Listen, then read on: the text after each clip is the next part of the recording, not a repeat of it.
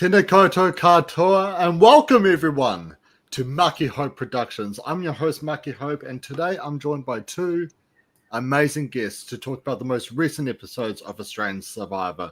As always, I'll start off with the handsome man on my right. He is my best mate. It is a great and wonderful Nathan. Nathan, how's it going, man?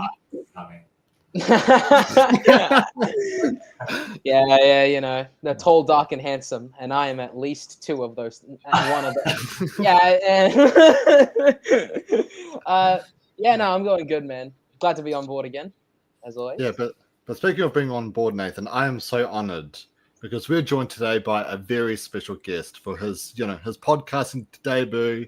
He's one of the most famous Survivor fans of all time, to the point where even the Survivor AU page shared one of his memed comments as part of the official promo for when the season was going to be released. But ladies and gents, the wait is no more. He's finally here on a podcast. Everyone, please welcome the amazing Australian Survivor Memes. How's it going, Mr. Memes? Thank you. Refer to me as Lord Survivor Memes from now on, please. My apologies. And Australian Survivor page is actually following me, and they've recently been commenting on my memes.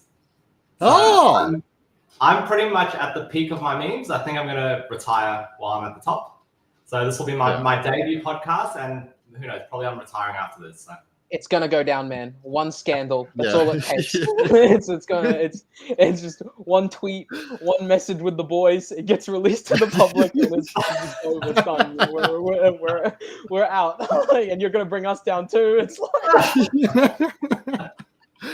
This is the first and last time Brendan will be on a podcast, and will be the last podcast Mucky Hope Productions. he stares at himself in the mirror, and he's just like, I've made it, as some hacker goes. We do have a few amazing comments here to start us off from none other Brutality Comics, one of the best YouTubers out there in the world. Saver Michael, check out his videos, but the hype is real. I 100% agree.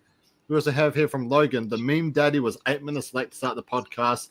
If this was Japanese rapid transit, he would be fined $80,000. Well, yes, he was the reason why we were all late.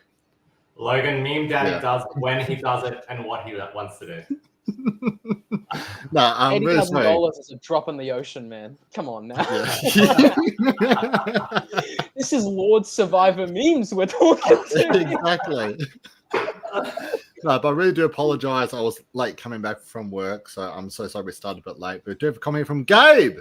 Welcome here, brother. You know, long time no see. Mucky, you must have really loved Nash. I did love Nash, and we'll talk about him a bit later on in the podcast. And also here from Brutality Comics, luckily there's no material out there that could cancel Mucky. Yeah. Oh, I disagree. Yeah. There's plenty of material out there that could cancel Mucky. No, I don't know what you're talking about, man. I'm the most chill.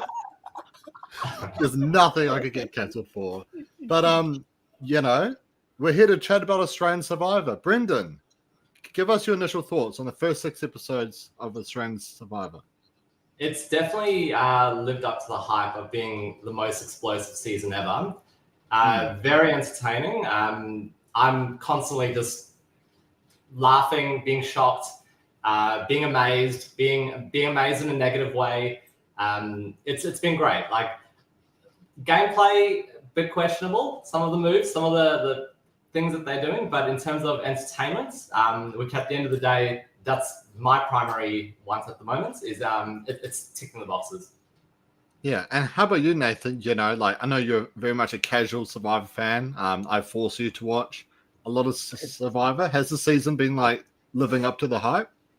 Yeah, I definitely think it's probably one of the more entertaining seasons I think of Survivor I've ever watched. I keep in mind haven't watched that many in the grand scheme of things, but just from a reality TV perspective, this is easily one of the more, I wouldn't even say smart or coherent games, just in crazy actives all across. It's almost as if the edit couldn't keep track of just how much is going on. Well, for Brendan, quite often, especially with Australian Survivor as well, you know, the first week is often like a really great week, and then the second week is, you know, like a little bit of a meh kind of fest. Like it's not great, but it's not bad either. It's just all right. But in my opinion, these first 2 weeks have been absolutely phenomenal. Do you reckon that this is going to keep on going throughout the rest of the season? It's going to be hard for them to keep up that pace. But based on the personalities that we've seen, and I mean, from the edit that we've seen, I don't think they're slowing down. I think there's going to be a lot more friction, a lot more blow-ups, a lot more strange out there plays. I predict that it's, at least the next few episodes, going to keep going. Yeah, we do have a few lovely comments I'd like to bring up. I'm sure there's nothing especially Rogue related. No, I wish there was stuff Rogue related. I mean, not in terms of how far Rogue went, but in terms of she would be my dream girlfriend. This will be real. The season theme feels everyone is revealing stuff for no reason. I mean, yeah, pretty much. No one can keep a bloody secret out there. Who is the best Nash? Kevin Nash from WCW, Steve Nash from NBA, Nash from Aussie Survivor, or the TV show Nash? Wait, that TV show is MASH, not Nash. Whoops, my bad. Ignore that one. Brendan, do you have a preferred Nash? Well, Meme Daddy's going to go with Big Daddy Cool Diesel, Kevin Nash. I like that reference. Thank you, Logan. Kevin Nash to me is the big power player. Nash from Australian Survivor means maybe he's up there, but I'm going to go with Kevin Nash. Kevin Nash, fair enough. We do have a lovely comment here from the beautiful Talia. Whoa, love your work, Mucky, best podcast out there. Well, you're the best fan out there, Talia, and I hope you know that. And one final comment here from Gabe. I was happy the non-elimination rounds tension carried over to next episode. 100%, man. But, let's quickly dive into the Brains tribe. I want to, mix this up a wee bit. We'll talk about it tribe by tribe. So, Brendan, which is more of a hot mess? The Brains tribe this season or the Brains tribe in the first Brains versus Brawn? Well, the Brains tribe in the first season started off with that first tribal where George got to take 6 of them home. So that did cause a bit of a mess, but I think this Brains tribe is topping it. These guys are all over the place. I mean, I know from the edit we usually get like the 2 main alliances, but the more like I know and the more I chat to some of the players and the more insight I get, there's never just 2 black and white alliances. They made mention of the VBs, which Richard famously exposed. I'm sure there are so many other little alliances and connections, and I don't think it's as black and white. And yeah, these guys are just like a tangled web of alliances. Yeah, well, Nathan, we especially see that with the 2 votes that the Brains tribe does have, where you've got the Witches Coven, the Bomb Squad, but then you've also got the secret, the Graduates Alliance brewing with Miles and AJ, but then you've got the Max and Kalen, with the Logan and Laura group starting to form as well. Like, it really is just such a chaotic tribe. Were you able to easily follow along with all the different alliances that was being made? I couldn't even follow along with what you were saying, much less the alliances that were in the show. Like, there's usually, from my understanding, a majority alliance and several smaller ones. Kind of like smaller ones in between, and then the majority one is trying to bring on tiny members from the other alliance to try and make a majority vote against someone else in the smaller alliance. It's usually how it goes. This, I could not tell what was going on. I could not tell who was the majority. There was a majority. There was a coven. And then that majority split into 2 tiny majorities that also became another majority later down the line. So statistically, it's terrible. I love it. This is the greatest social science conundrum in the world. Well, speaking of social science, we've got none other than the AI expert and Ali here to kick things off. Where Brendan, one of my most underrated favorite moments of this week is where AJ he's a bit down in the dumps. His plane basically blew up. Oh my god! I was like, what the hell just screamed? Sorry, she doesn't like AJ very much. Oh yeah, fair enough. but we do see that Ali, just like your dog, goes up to AJ. It's like, you know what? I'm gonna like apologize to him. I'm gonna see if I can lift her spirits. And she's basically like, you know why you're on the bottom, right? You put yourself there. Like you're one of the next to go. Like, Brendan, what's your thoughts on this amazing apology by Ali?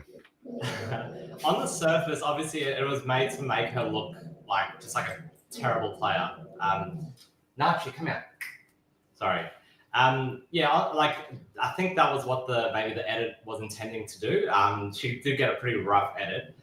I don't really think the conversation went that way, but I think there would have been some weird things she would have said, or some like things that you normally wouldn't have said to someone in, say, the workplace, or if you're like with a friend or whatever. But I think given the scenario that they're on Survivor, they're tired, they're hungry, she probably did say a few weird things which irked AJ a bit.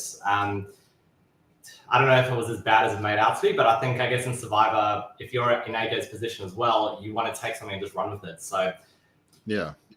I don't think it was as bad as it was, but I think AJ is the type of player, and very rightly so, to kind of jump on that as something to then use against her and try, I don't know, sway other people. Yeah, well, Nathan, straight after this chat, we do see that AJ, he does go out and he finds an idol, but unlike majority of people on the season, he keeps information to himself. He doesn't share he has an idol, he doesn't share he has a clue or knows anything on the whereabouts. Like, how are you feeling about AJ throughout first week episodes? Well, I think we kind of have a good case study in this season alone of someone who flaunts an idol early, right? Like we kind of have a pretty good grasp of what happens when you basically say, hey, I want to get out of school. What will I do? Oh, hey teacher, I've got COVID. It's right here. Everybody's gonna be done now. So like it's kind of like that. It's probably best in these regards to keep it hidden, to keep it stable, to basically not COVID, don't do that. But to keep it hidden, to keep it stable, to basically say, I've got this good advantage that I can spring and change the game, right? Rather than just wearing it and flaunting it and basically using it the moment you say you have it. Yeah. But, on the topics of flaunting your idols around, Brendan, we do get an amazing alliance that's formed because AJ, the previous night, tells Rich that the Witch's Coven was actually originally planning to blindside him.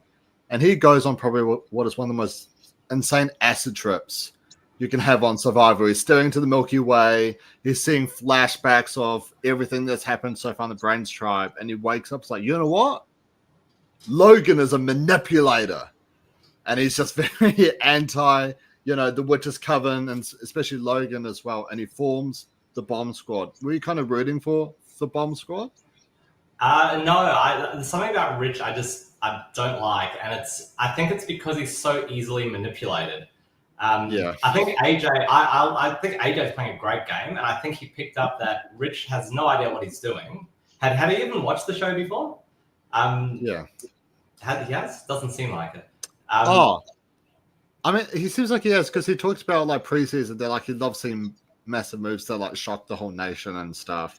But then again, he might have seen a few clips on YouTube on like the best blindside. He's seen a few memes maybe, and he's basing off that.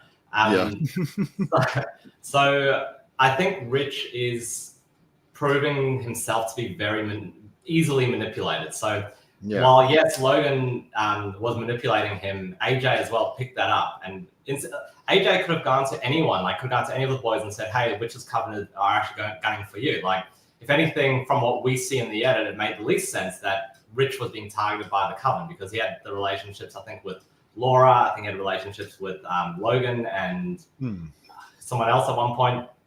So I just think, Rich is probably easily manipulated, and then it shows in the later episodes when he just has no idea what he's doing. Yeah. Well, Nathan, so far throughout the season, Rich, as Brendan says, Rich is easily manipulated.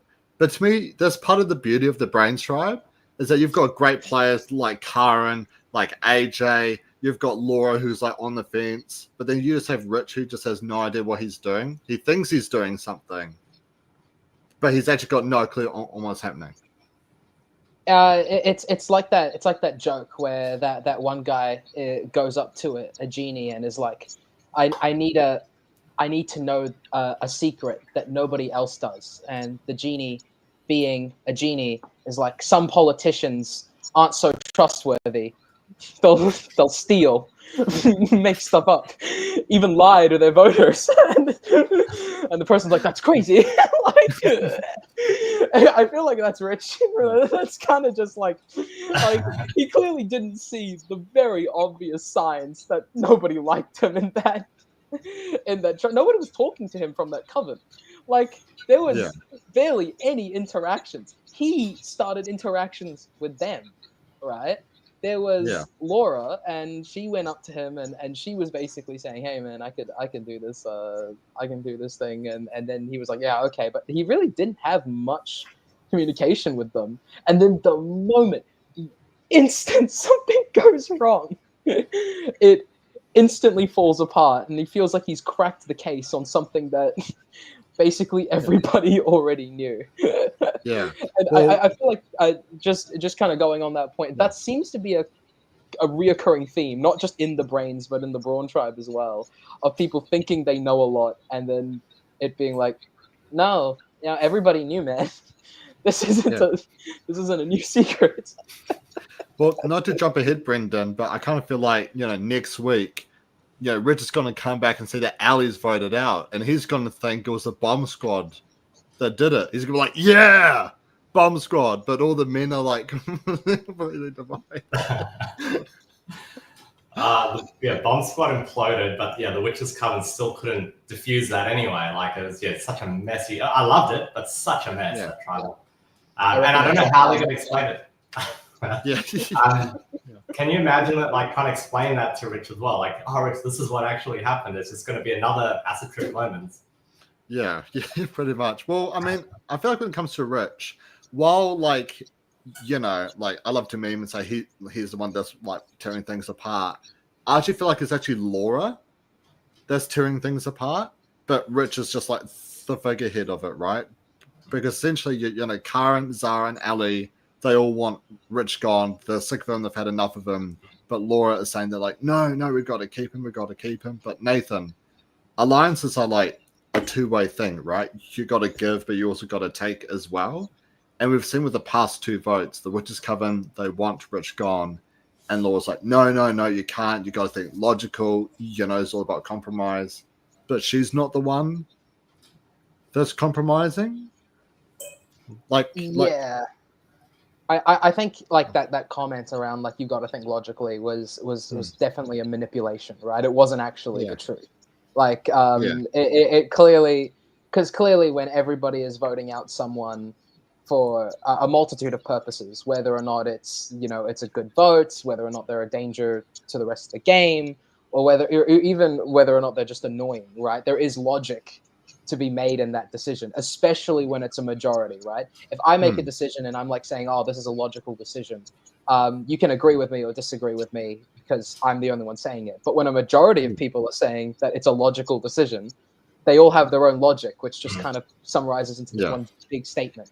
And Laura kind of going against it paradoxically is illogical. Yeah. So what's that you're going to say, Brendan? Yeah, so when it comes to people saying, and this like really bugs me when someone says, but this is my truth, when you're having an argument with someone. But in Survivor, it is your perception is the reality to you. So by Laura saying it's logical for A, B, and C reasons might be applicable to Laura, but it's not going to be applicable necessarily. It may be, but not necessarily to people in her alliance. And that's, I guess, when you're in an alliance, you want to make those joint decisions. So it's like you've got to form some sort of like joint logic. But that's also, I suppose, understanding your alliance when you're making that decision. In the real world, you can make decisions if you're the manager of a team somewhere, or a parent to a child, or someone who's an expert in a field versus someone who's not. But when you're playing a personal, individualized game where everyone's on equal footing, everyone gets one vote, everyone's logic is equally valid, no matter how stupid it might seem to someone else. Yeah, well, something that I did find quite interesting, though, Brendan, is that, both Karen and Zara up to this point hadn't made any extensive alliances with any of the guys. It was really just Laura. They seemed to have that thing with Rich and stuff. And with me personally, I felt like it was perfectly justified for Zarin, as I'm going to call them, to actually reach out to Miles and AJ to form their own new group, because it was kind of clear that Laura was prioritizing Rich over them. Like, would you agree? Yeah, and that's something what I was getting at before when Nathan was so clearly demonstrating the alliances.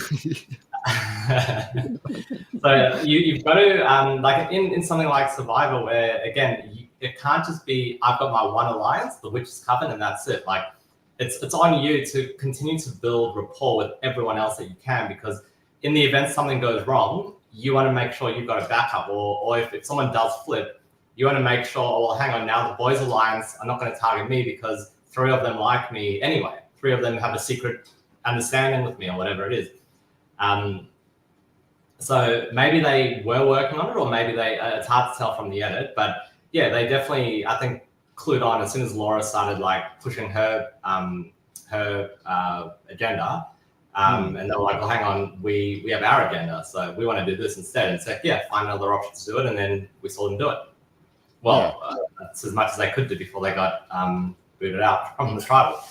Yeah. Well, we do see a comment here from Gabriel. Laura wanted to cake and eat it too, keeping Rich her backup. Well, I kind of feel like the Witch's Coven is already like a triple layered chocolate cake, right? You've got the physicality, you know, of Kara, and you've also got the strategy. You've got the explosiveness from Ali.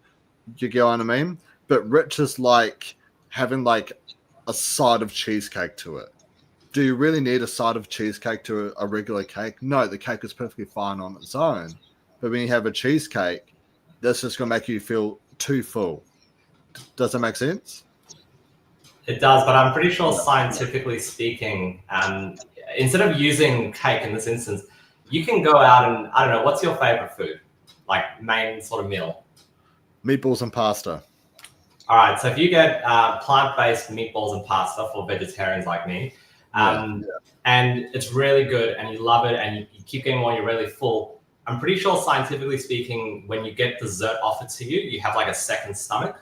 So I think you can in that case. True. I think the Coven is the main meal, and then I am partly joking, but I think there is actually some science behind, like, if the dessert is all of a sudden shoved in your face, you do make room. But yeah, I think Richard is that side of cheesecake, and the Witch's Coven is that spaghetti and meatballs. Yeah. No, yeah, I completely agree with that. But just before we move on to, you know, the actual vote in terms of what happens, we do get a couple of award challenges here, Nathan, where the Brains Tribe do win one, and they win a classic sausage sizzle feast. However, their fire's out because Mad Dog Kent isn't there to keep it alive anymore. So they have a choice. They can either keep the sausage sizzle for themselves, but they won't get Flint, or they can take the Flint and give the Brawn Tribe the sausage sizzle. The Brains do end up keeping the sausage sizzle, but would you have sacrificed the food for the Flint, or would you have done the same thing? I understand that they wanted to take the sausage sizzle, because it was kind of the solution to the problem was actually pretty simple. Just make the fire with what you had. You technically didn't need the Flint.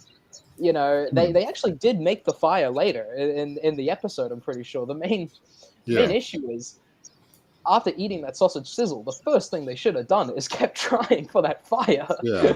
Like, it seemed like an obvious solution in that regard as well. But, I mean, even if they got the Flint, the next challenge kind of proved that they might not be able to use it. Anyway. But, yeah, I personally think it's always better to rob the opposite team, especially if that opposite team is more physically stronger than you, of any resources they could have. So, for instance, that sausage sizzle goes a long way. And, you know, taking that as well. I mean, you do get a more consistency with the Flint, but it's like if you're doing a pros and cons list, you're not only boosting yourself, you're taking a resource away from someone else. You're not getting consistent versus you just getting one thing and then they're boosted up. So there's 2 pros versus 1 pro and a con on the other side. I could be miscalculating that, and there's probably a ton of different stuff as well. But really, I would have taken the food as well, and then just start the fire. Like, it can't be that hard. You were close, man. Like, you were better at it than in the second challenge. Well, For Brendan, often one thing I always keep on hearing whenever I listen to like a deep dive from a player in the new era is that they actually don't need a flint. So the whole like, taking the flint away, if they lose the immunity challenge isn't really that massive of a deal, is what they make it out to be. Do you like that the Brawn tribe went with the sausage sizzle, or do you reckon that should have gone? I'm going to try avoid repeating sausage sizzle. It sounds like it's a bit of a tongue twister. The food, I'll refer to it as the food. So yeah, no, I agree with Nathan's like logic behind that.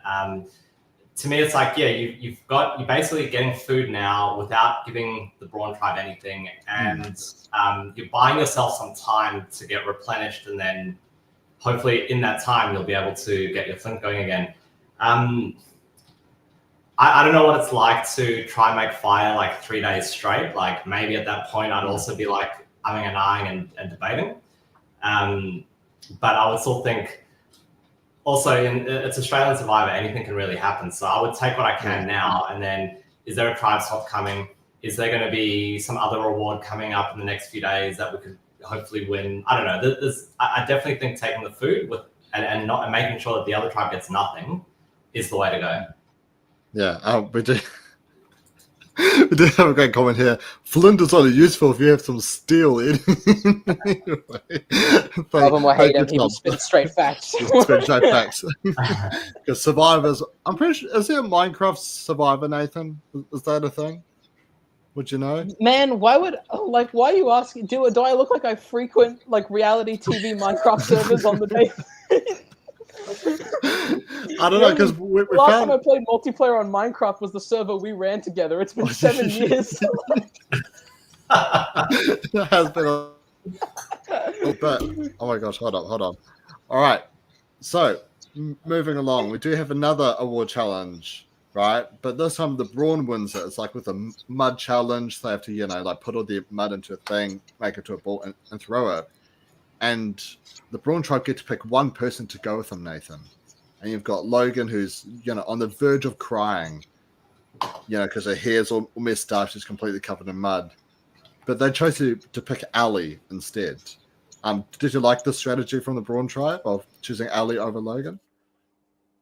I mean, honestly, I didn't really think there was much strategy involved with that choice. Like just from my own purview, it kind of was like it was kind of just a random pick. It was also kind of not like God, what was it? They kind of just didn't want to go with the crying girl, which is which I think is pretty good for boosting or demoralizing the other team. But I think I honestly think it was just mean. Like it was just a mean thing. I think it was just like, let's just not go for the person who's the most vulnerable right now. I can tell you for certain they would have gotten probably the same information if they went with Laura than if they went with Ali as well. Maybe Laura is a lot more. Was it Laura or Logan that was? No, it was Logan. Sorry, Logan. Logan was crying. Yeah, it was. Maybe Logan would be a lot more guarded if she wasn't crying. But if they had went and taken Logan with them to the spa, she probably would have spilled quite a lot as well. Yeah. Well, I mean, I don't really know about that because Logan actually does seem like, I hate to say this, but Logan does seem like actually a good player compared to Ali, from just what Logan's been able to accomplish and what Ali's been able to accomplish. Let's not forget, Logan's at least been able to find multiple different alliances, whereas all Ali has done is told someone, they're like, hey, bro, stop being sad. I want to vote you out when you're happy. Come on. Grow a smile on your face. But Brendan, turn that frown upside down. But Brendan, we do have comments here where Ali told them everything about brains, and quite literally, Ali just word vomits everything. They're like, oh, you can't trust Rich, it's so volatile. But don't worry, we have an all girls alliance going. Like, we are solid, we are loyal, we are trustworthy. Like, ultimately, we do see that Rich does end up on the Brawn tribe. Do you think the Brawns should try to utilize Rich to go after the girls? Well, if it all lines up and they start like pestering Rich about what's this all girls alliance, what's going on there, and then when Ali does get voted out, assuming there's not a tribe swap next episode, I think then he'll feel the bomb squad worked. They got rid of a girl, and then. Yeah, I definitely think he's, like I said before, I feel like he would be easily manipulated because I just don't think he really knows what's going on. He seems like a great guy, but I just don't rate him as a survival player. So, yeah, they'll definitely nudge him a bit, and I'm sure he'll just also word vomit everything. Yeah, well, and manipulated to join them as well, potentially. Yeah, well, Nathan, even during the award, Paula is like, oh my God, I thought I would have had to, to try and bribe her with champagne, but she's just spilling all the beans. Is there much really to gain from Ali here in terms of spilling all the beans about her tribe to the Brawn? Honestly, I think in this particular stance and for the challenges and stuff like that, I think that there's definitely a good example of inter-tribal communication that has been happening, especially in this game, more than I think I've ever seen. There's also been a good example of like people discussing merge as well, and who they want around as well. So I think that it's actually been quite. I actually do think it's advantageous. I don't think it's as advantageous as many people think. Like, you are still separate tribes, and you do change, intermingle, like you do swap every now and then. But yeah, it is still useful. I think it is always useful to have information, and a game like Survivor, information is key, even if it's information that you'll lose way down the line.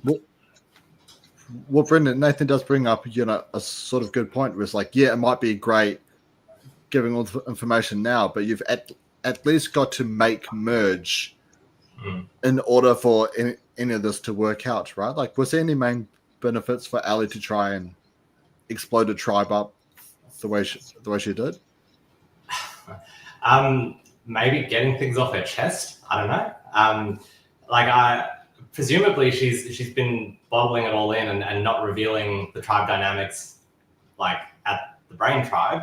Maybe she was just, I don't know, trying to like get all her frustrations out, and just maybe it was therapeutic. I don't know what if that was the case. That could be the benefit. But in terms of a gameplay perspective, like if I'm the Brawn, if I'm the Brawn tribe looking at Ali, I'm like, well, she might be a good number if we do make it that far, because she clearly doesn't like her people, or she's shown us exactly where she stands. So if Ali's on a tribe with, I don't know, who is she talking about? Like saying she likes Laura, but she hates Rich. So if there's a tribe swap or a merge and Rich is there, so then they'll say to Ali, we're targeting Rich, align with us. Or they're going to say, we're aligned with Laura, you should align with us, sort of thing. So she's setting herself up to be a number in that case, I guess. But I don't think there's any real strategic benefit or any long-term benefit for her. Yeah. Well, speaking of having no strategic benefit, the best part about playing both sides is that no one knows you're playing both sides until you tell them you're playing both sides. And that's exactly what Ali does. She goes up to the Witch's Coven. She's like, hey, guys, so I just told everyone on the other tribe that we're like in control, we're running things, we're the majority. You'll never find anyone as tight and as loyal as us. Like, Brendan, we immediately see from Karen, she's like, oh my God, what are you doing? You literally just blew everything up for us. Like, do you reckon this played a massive impact into the Zarans, into forming the Graduates Alliance? Yeah, I'd say there was probably like, what's the term? The enemy of my enemy is my friend. I think that's how a lot of alliances initially start off, when you realize you've got a mutual enemy or someone, or a mutual grievance, or a mutual irritation, or a mutual whatever, like logical reason you want to target someone. Yeah. So I think, she basically set herself up to, or she was basically saying to the Coven, like, hey, I've just went and told everyone about you, so here's something to use against me if you want to go flip or whatever. So yeah, I think she kind of fucked herself over. yeah. And Nathan, I don't want to dogpile on Ali too much, but I just can't. It's just so funny. She goes up to AJ once again. It's like, AJ, you're gonna have to pick up your attitude a bit. It's either you or Rich next. It's not a question, it's a statement. It's either you're going home tonight, so be a little bit happy about it, or Rich goes home and then you go home next. But make sure you vote for Rich. As the great Sun Tzu once said, to confuse your opponent, you must confuse yourself. They cannot know our plan if I don't have one.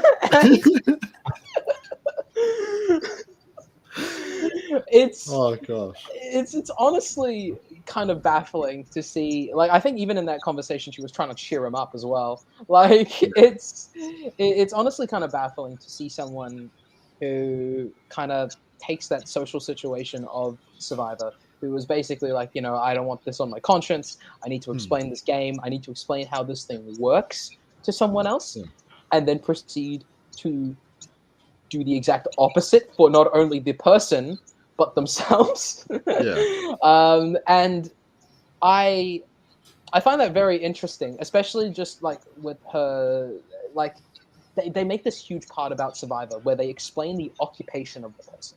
They have it at the bottom of what they do, and they even cut away to parts of their life doing this job.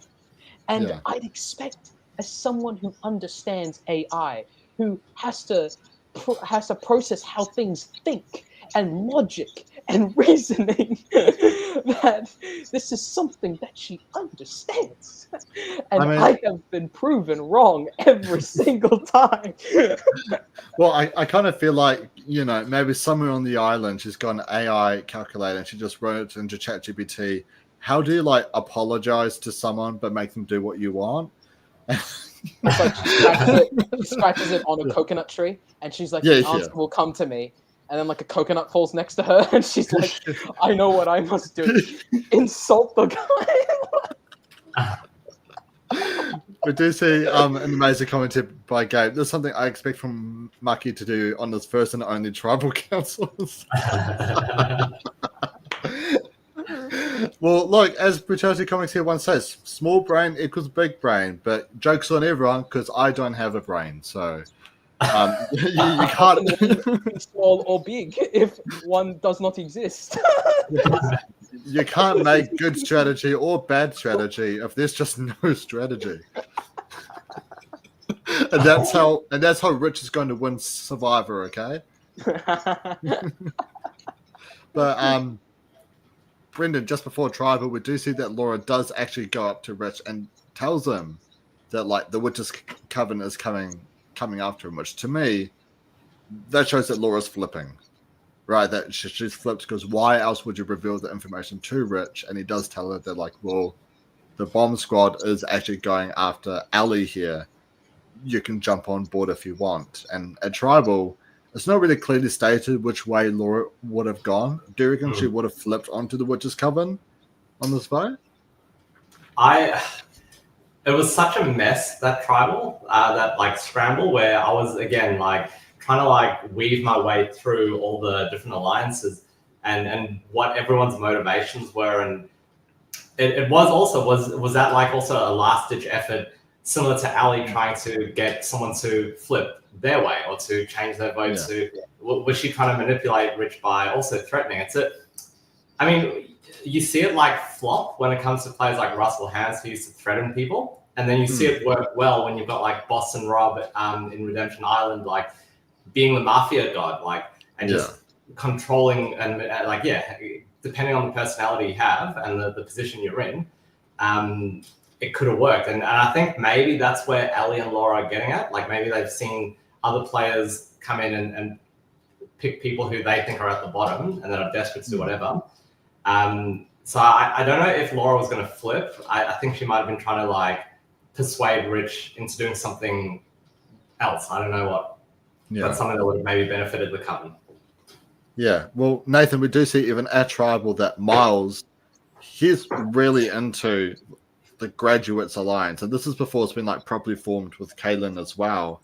And Miles is thinking of voting for Richard as Tribal. But AJ is trying his best to convince Miles to stick with the bomb squad, to vote out Ali at this point.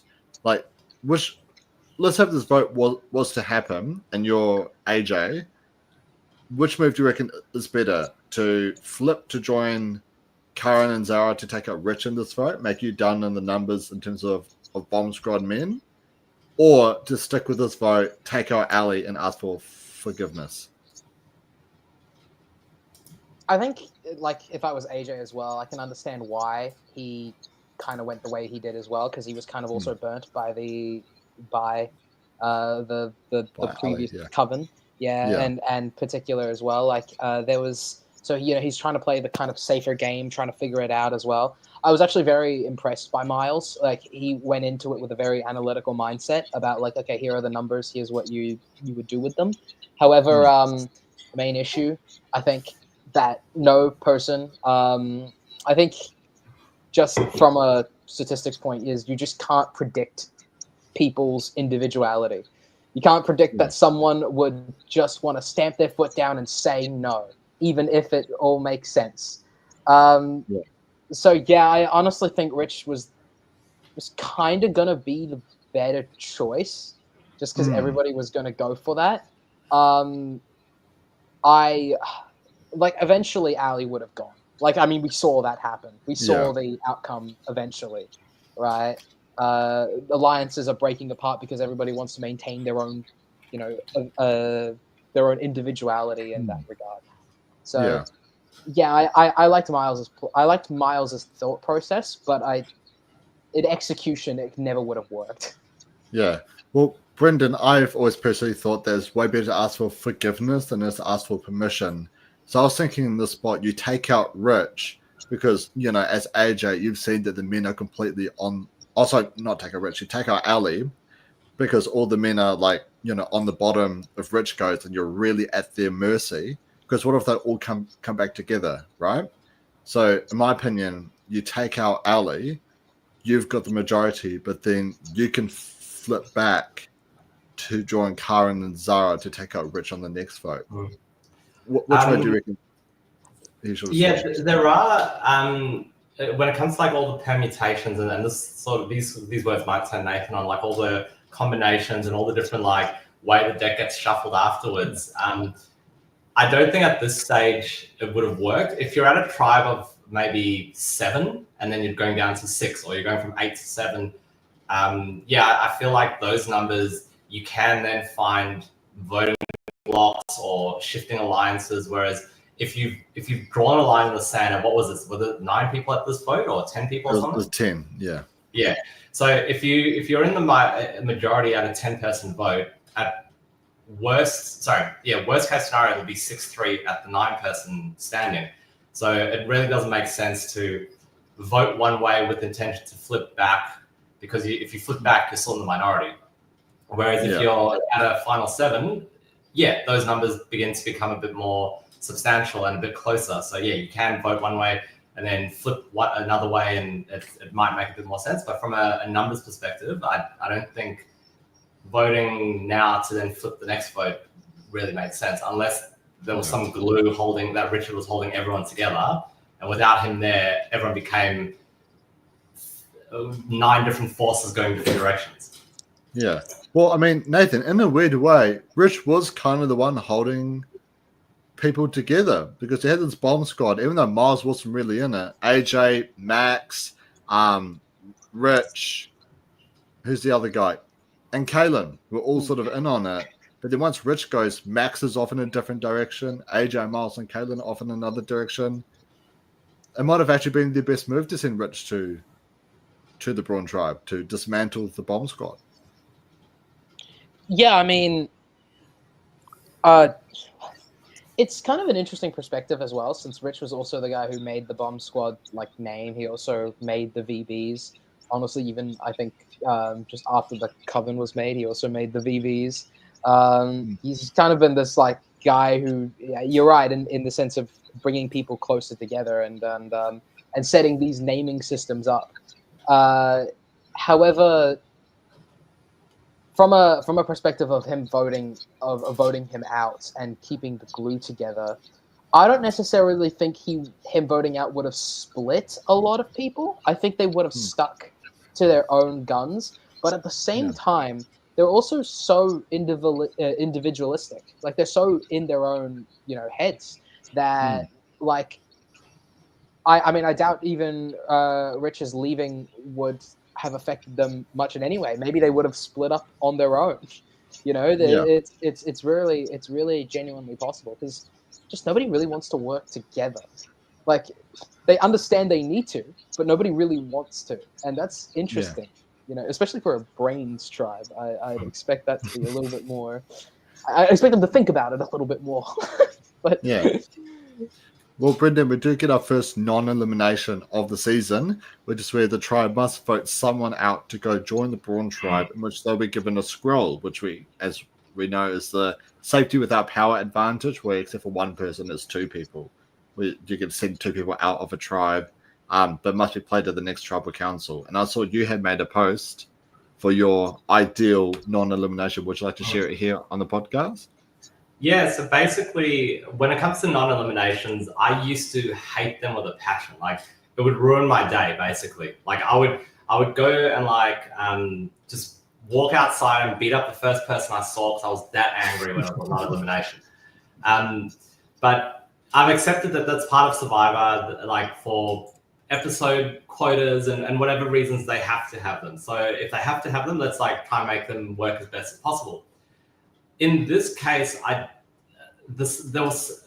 could have been a boring vote, but this firstly seemed like such a great scramble where there was going to be massive fallout, and it could have worked if, like, we could have had the vote go as normal, and just before JLP read the votes, he could have then said, oh, but by the way, tonight's going to be a little bit different, and either not ask for the idol to be played or advantages, etc., or he could have said, whoever's voted out will be at the next tribe. So if you have an idol, you're not going to necessarily waste it. If they had done it that way, then you would have seen the fallout of what the scramble was going to be, which looked like it was going to be people flipping left, right, and center. So you were going to wake up the next morning with a messy tribe where everyone's upset about something, and you're still being punished by going to tribal. Whereas the way it was done now, I feel like they all almost unanimously voted for Rich to go, and that was everyone's best interest for some reason. It was Rich was agreed to go. So they didn't really lose per se. I mean, if anything, Rich probably got the worst of it because now he's in a new tribe and an easy first target. But the tribe itself didn't actually lose or get punished for going to tribal, which in my opinion, if you're going to tribal, you have to be punished. Like that's something you want to avoid at all costs. Yeah. Well, there is a great moment. I think they have done something like that with season 2, where when they voted out Tara, she got sent to the Asanga tribe, but that's where they realized that Annalise hadn't flipped to join them. So that's when they started going out to the booth going, I'm sorry, Annalise, you should have joined us, as they voted her out to join, Asanga. I actually do think there was a much better way, because then you've got like the fallout and everything. Same with the vote. Nathan, what's your thoughts on that as a twist? I have to say I agree with Lord Memes. The idea is it's the Mean idea Daddy is, now. It's of course, right. Daddy. My apologies, Mean Daddy. The main issue I think with that is the unanimous nature of it, right? And it wasn't like a unanimous nature of, oh, we all wanted you gone.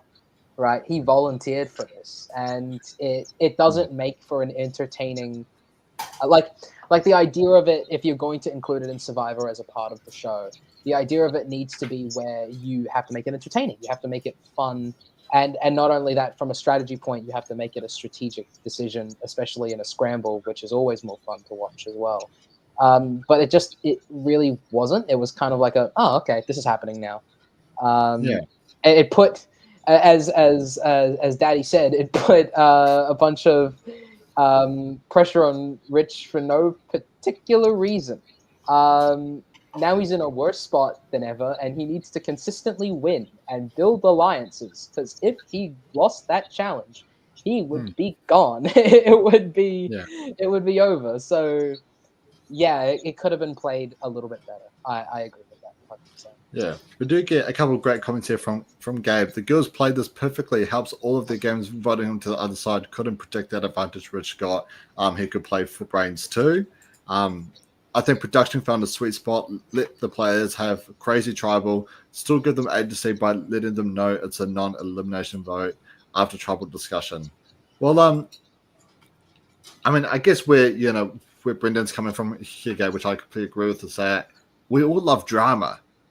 We all love fallout. You go, I mean, everyone here united against sending Rich over to the Brawn tribe, which even though we did get some fallout of what could have happened, the fallout would have been even greater if the original votes were locked in, because the vote's the only guarantee on where alliances truly sit, right? So if you cast your vote and you flipped, everyone knows you flipped, and what can you do, right? You just have to start again with your new alliance that you have formed. But let's quickly get into the fallout of the Brains tribe. And I agree, Brendan, the best episode of the season so far. So we've got a great opening where everyone is super happy that Rich is gone, and Miles has a private conversation with Kaylin about the graduates locking down the alliance, making an official thing, which Ali overhears.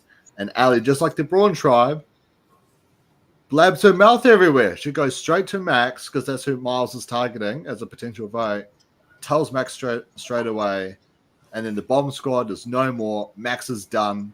He publicly declares war on Miles, while at the same time, Zarin are flipping on the Witch's Coven. What did you think of this great opening, Brendan? Yeah, this was a great fallout. I think the fact that there was this advantage, which was also became a public advantage, added to the drama. So thank you, Rich, for that. Gameplay, strategy, need to be a bit more subtle. But yeah. But yeah, when it comes to the actual scramble and the tribal, I had no idea what was going on. It seems like Max didn't have as much of an idea as what was going on either, given that he sent people home. The vote still didn't go his way. I think if we had the fallout the way I wanted the twist to go, I think we still would have had a great following tribal regardless. But yeah, I just think with this advantage, firstly, it seemed like Max was trying to get too cute with the advantage. Instead of trying to think well, yes, Miles is my main target, but by, being so open and vocal about it, don't make him the target, because then Miles is going to prepare accordingly because he knows he's on the chopping block. Whereas if you went for the next person that you just wanted out and use the advantage, because Miles is not going to vote with you, send Miles home, let him be safe for a night. But send someone who's going to help, potentially be helping Miles in the long run. I don't know. I think he definitely got a bit too cute. I think he was also thrown out under the bus basically, or by banking it by the advantage being so publicly known. In terms of that gameplay, there's suboptimal. In terms of entertainment, perfect. Yeah. Well, Nathan, Brendan does bring up some good points here where, not only is the advantage just super public, right? But it's the advantage also has to be played at that vote. You go, it's not like you can potentially hold on to it and stuff, play it a bit later. You have to play it at that tribal council only. Do you think all the power definitely did get into Max's head? Yeah, I mean, honestly, I wish I could say I didn't see this coming. It's one of those things where he definitely does have a bit of this grasp over the smallest of things, right? The smallest bits of information he uses to it's absolute, and it's absolute just happens to be shouting it from the top of the cliffs. Yeah. Asking Brains to be subtle is like asking fish to breathe. It's kind of it's basically impossible. The moment they get information, they've got to share it. It's not. It's certainly as Lord Memes says Meme it's Daddy. Meme Meme Daddy, Daddy, Nathan. Meme Daddy, Get of it course. right, man. Sorry, Dad. It's as Meme Daddy says, it's it's entertaining, but it's very suboptimal. Any advantage, like shouting it, utilizing, saying how you're going to use it, even if you're technically not telling the truth in the end, is always going to result in people being afraid of you. And people being afraid of you is just never a good thing. Yeah. Well, Brendan, we do see that, as Nathan said, Maxi does publicly announce, now I'm going to be sending myself and AJ back to camp, and all of you are going to vote for Miles.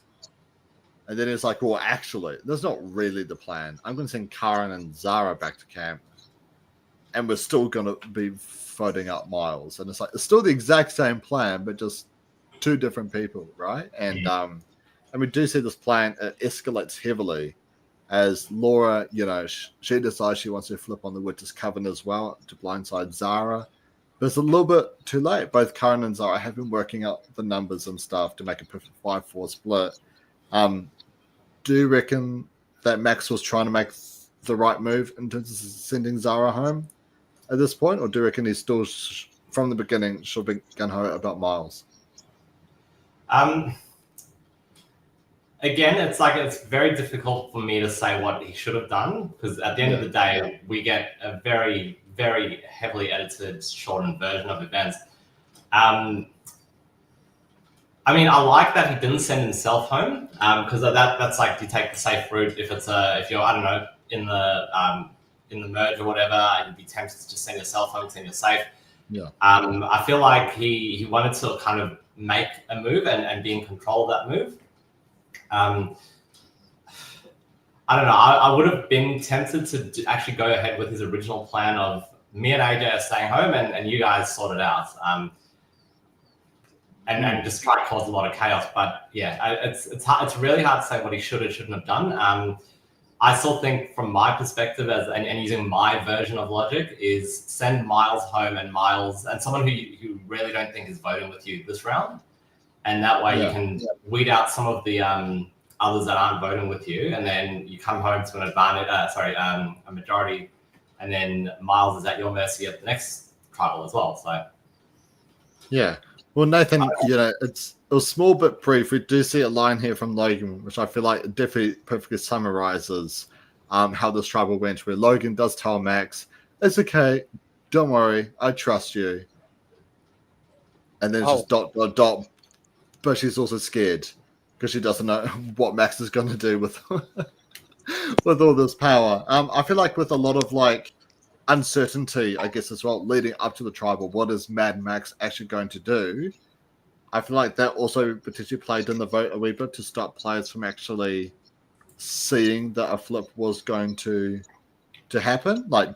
Do you think Max played it right in terms of trying to flip things to Zara, then trying to flip things back to Miles?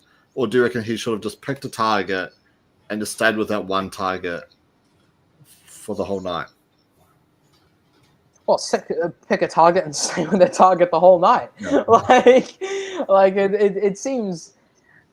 Imagine, I don't even know if that's a good analogy. The problem is a pretty good analogy. You shouldn't switch targets mid range, right? If someone's coming towards you, you gotta aim. You can't switch between two things, especially near the end, during a tribal council, especially during during the decision-making process, right? You really want to be consistent. You really want to make sure that you know what you're doing. He played that advantage, and he did that decision pretty badly, especially his reaction near the end when he realized that Ali was gone. And then he was like, off. Well, I mean, honestly, I gave Kent a mean smacking. Yeah, exactly. Yeah. I gave Kent a mean talking to, a mean barking to. Look, I think he would have used that advantage to absolutely annihilate Miles if he got the chance. Yeah. And then pretty consistent with it. I can't believe I'm saying this. Kent was the most consistent when it came to what he wanted in the entire game. And that is something.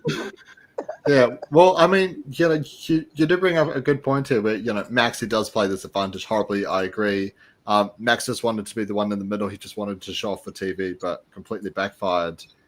Like, at least with Kent, he wanted something. He tried to get it, but he couldn't get it. Whereas everyone, they want a whole bunch of different things, and it never works out. Sometimes you just got to focus on that one thing, Nathan. Yeah, sometimes you just got to focus on that one thing. Sometimes you just got to find a target and be like, you know what, that's what I want. I'm going to go get it, right? I'm going to do it. And then if you don't, you're just going to end up confusing everyone around you. Yeah. And then sending two people that you had just flipped on the alliance that wanted you gone. I almost feel like we just need a mini season of just the Brains tribe, but get them to play all over again. Like they already know what each type of player everyone is like. But just the 12 of them, short season. I saw and just a comment on the video that I watched this episode on, and it was basically something along the lines of, I was reading a forum or something, and it basically was like, I'm so glad that he botched that advantage so I can see him botch another one. Like, yeah, definitely. Brendan, we get to tribal, and Max, he sends Karen and he sends Laura to go straight back to camp. And in my head, I was trying to do the math. I was like, wait, what is his majority now? Like it's him, it's Logan, which Logan is panicking like crazy. It's Ali, and then you've got AJ, Miles, Zara, and Kaylin. I guess they potentially thought they had Kaylin. But like, where did Max think that the numbers really were? Did he truly just believe that everyone was just voting for Miles at the vote? So there were a lot of little things, and you just reminded me.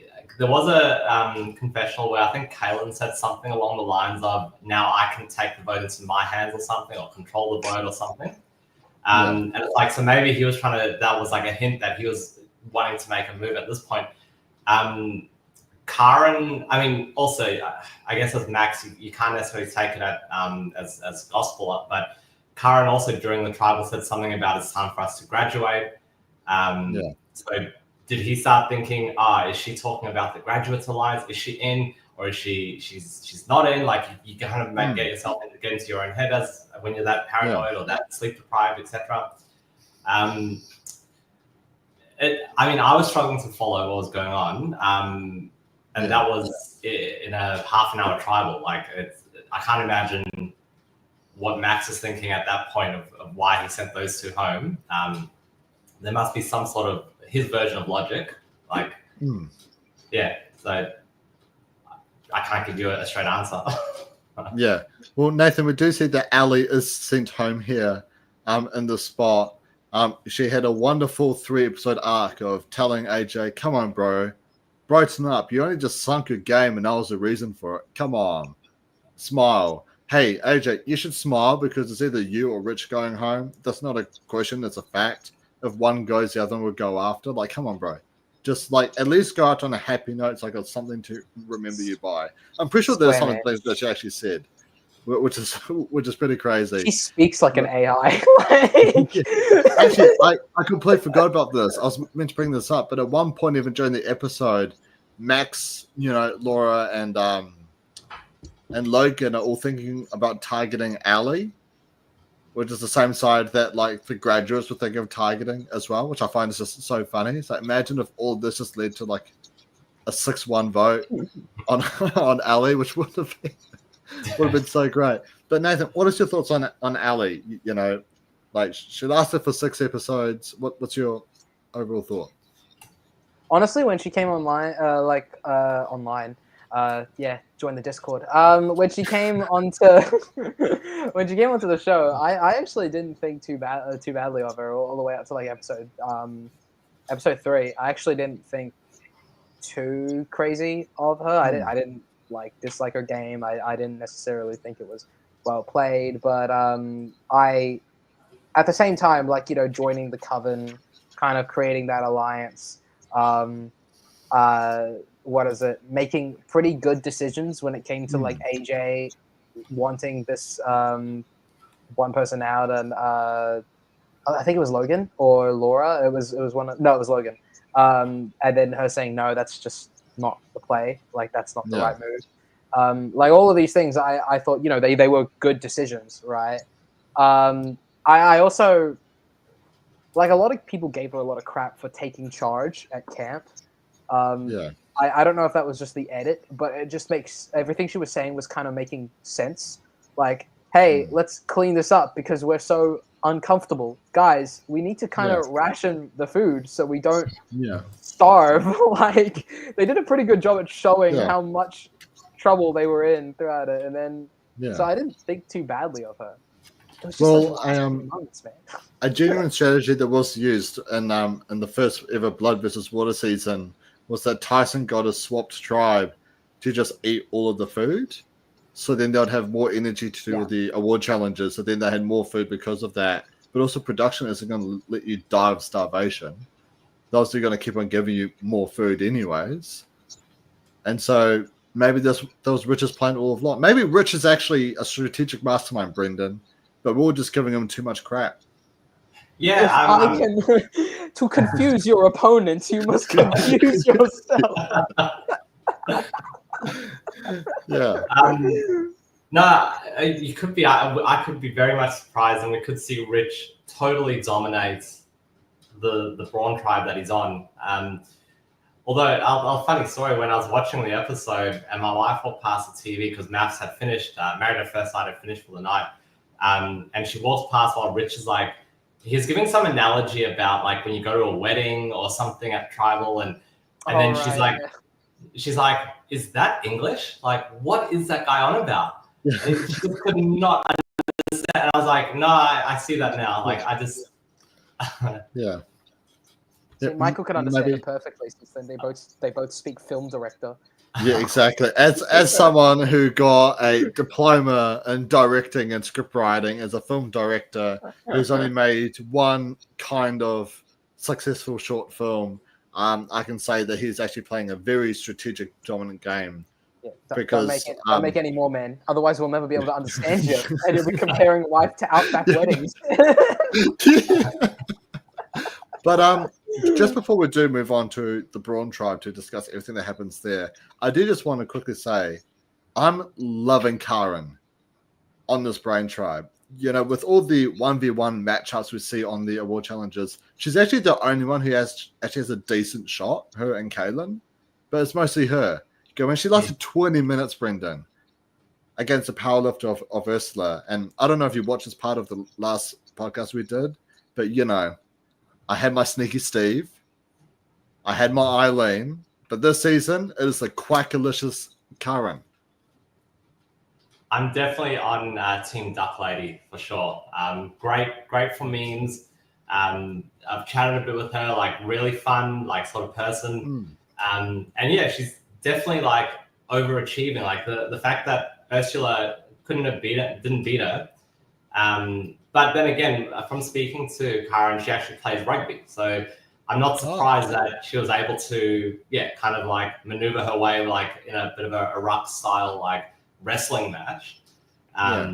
So when I saw that, I was like, at first I was like, oh, she's gonna get her ass kicked, but then I was like, I remember that's what she does, and that's what she played rugby, so wasn't a huge surprise with that. I think she's a bit of a surprise package in that she could be a challenge threat come merge. But definitely, she's definitely in my top 2. Yeah, well, Nathan, something as well is that even within the alliances, she's making a lot of the right reads and calls, right?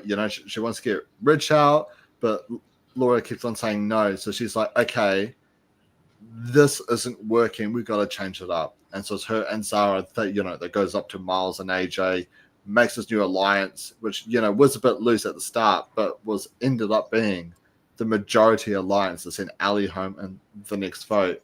Like, if you had to do like a power rankings, I'd say she's probably near the top, you know, of the Brain Tribe. What's been your thoughts on Karen so far this whole season? Brilliant stuff, I think, in a team filled with very loud personalities and very like, I can't even say illogical moves because they all work in their own way, right? Yeah. Like, it's in a team filled with, you know, a bunch of very loud personalities. She really stands out as being the more methodical one, being the one that actually thinks things through, you know, and particularly what she does well in comparison to all the others, maybe with the exception to Miles, like back in the day, or back in the beginning was back in the beginning of the season was back in the day of 1 week ago. yeah.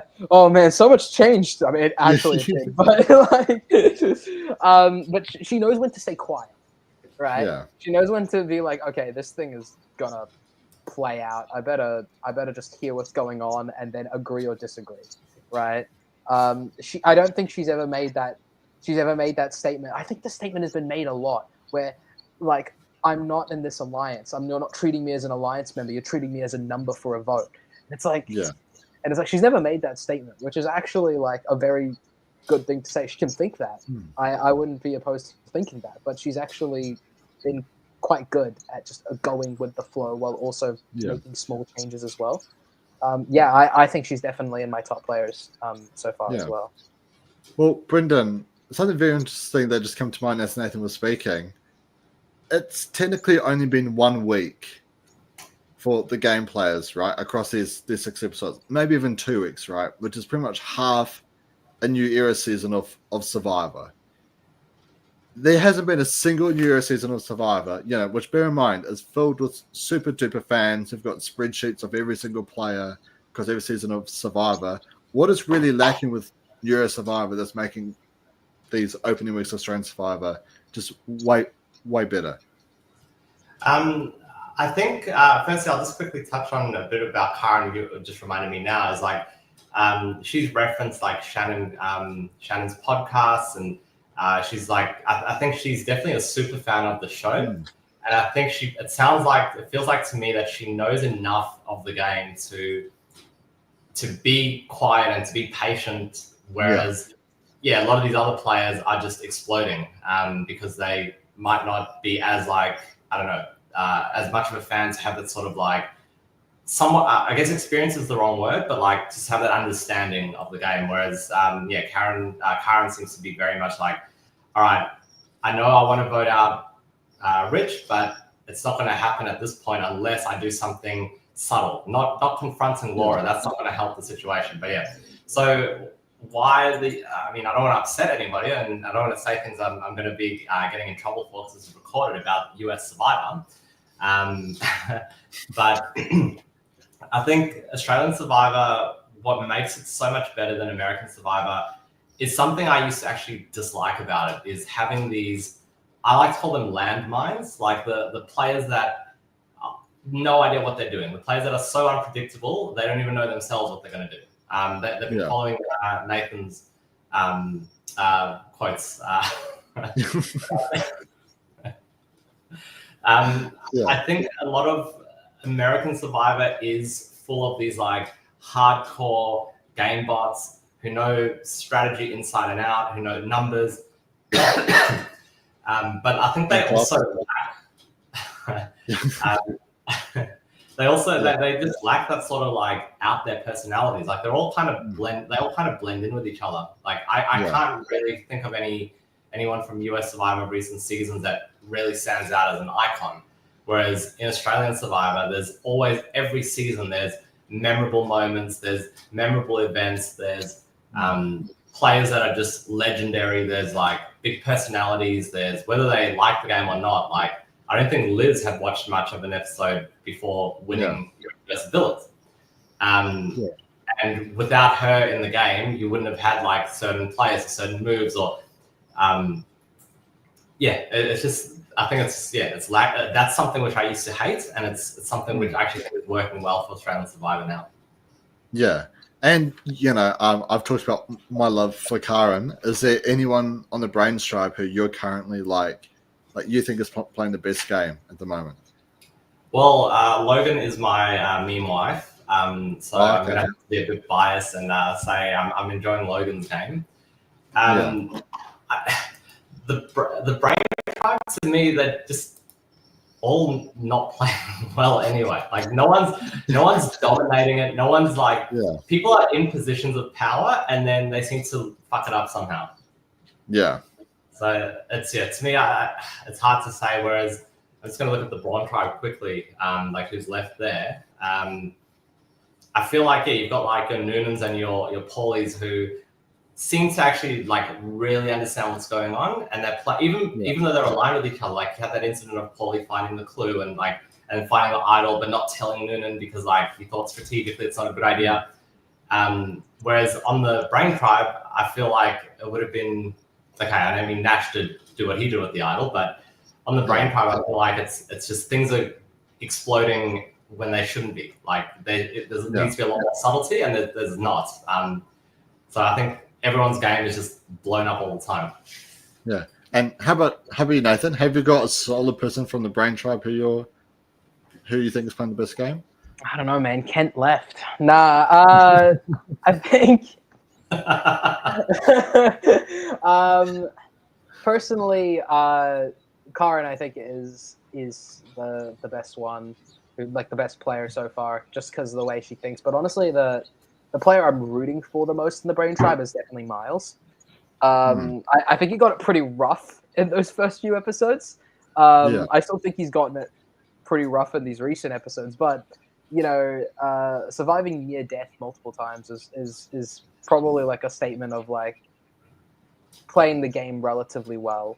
And like, I mean, obviously being on the chopping block so many times is never a good thing, but at the same time, a lot of his actions currently and him recovering in the way he has been actually quite good.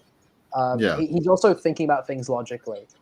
I think he might be being a little bit too loud in particular. And in fairness, it was Ali who ratted on him as well. He's also just been bullied like relentlessly. Like, I mean, man, calm down. Average Dungeons and Dragons player, man, when they're finally like outed. But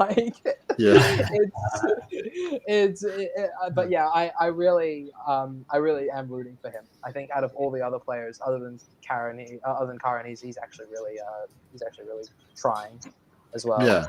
So well. We've talked about the downfall of Ali, but Brendan, it's time to talk about the downfall of Nash.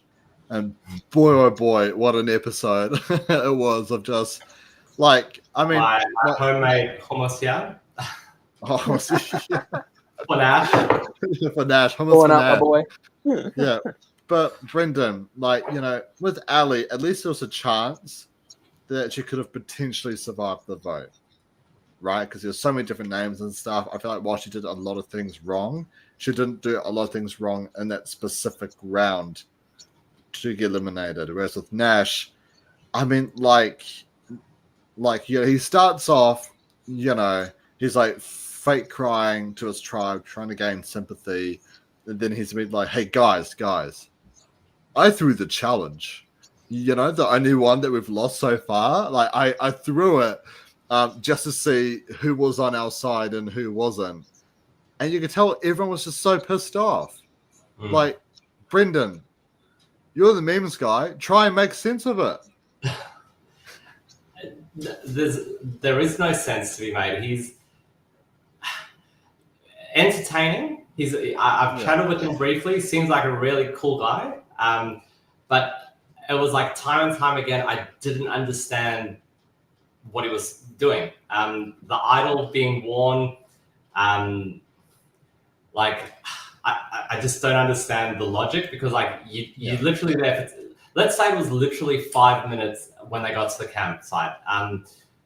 you don't know these people whatsoever. Like Russell Hans had like a chip on his shoulder and knew he was a target after a while, and there was a couple of days he found the idol, and then he that I understand. But with Nash, I don't know, because he doesn't know what these people are like. He doesn't know how they're going to react. He doesn't know who he can trust.